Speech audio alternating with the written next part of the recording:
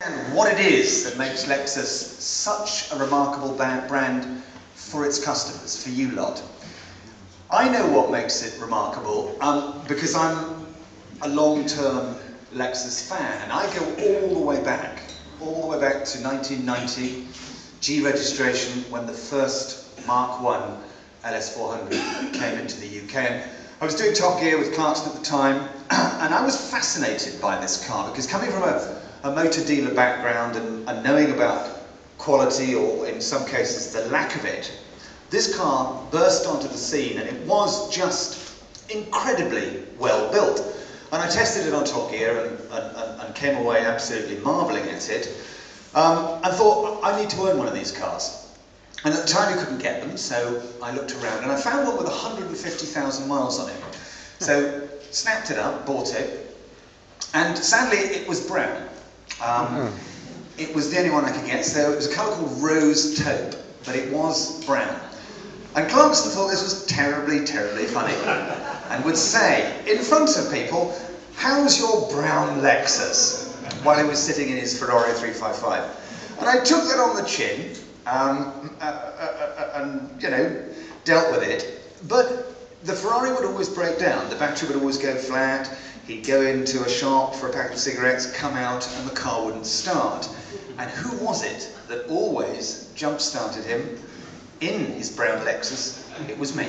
And I remember one of the tabloids got this fantastic picture of him standing by the 355 and me with the jump leads with the Lexus, and the caption was, "Who's the car expert?" So I sold that one, and then I bought a navy blue one, which was, as far as Clarkson said, still a Lexus. "How's your blue Lexus?"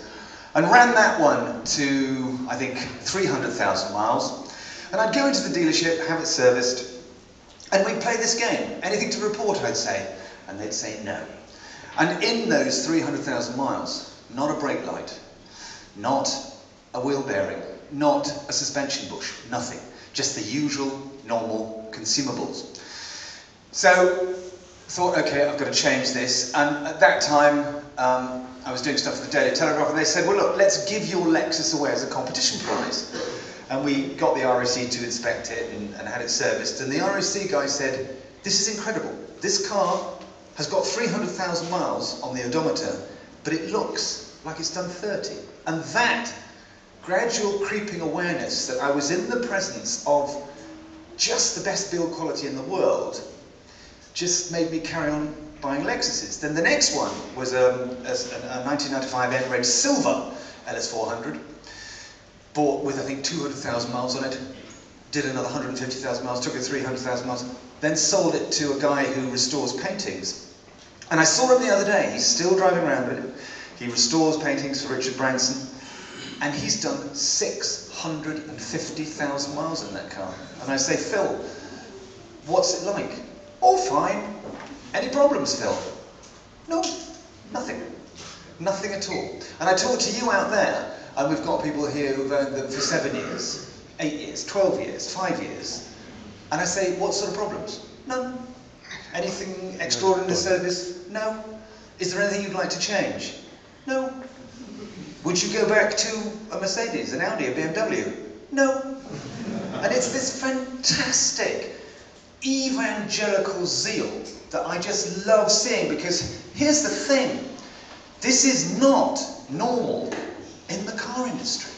You are a select, a knowledgeable band of people who understand that when it comes to build quality, there is only one brand in the world, Lexus. And for me, the car expert, I define and measure all other cars' build quality by this brand. And that's an absolute fact. I also have a car warranty company now. And I looked this morning, we've got 10,000 people who have aftermarket warranties.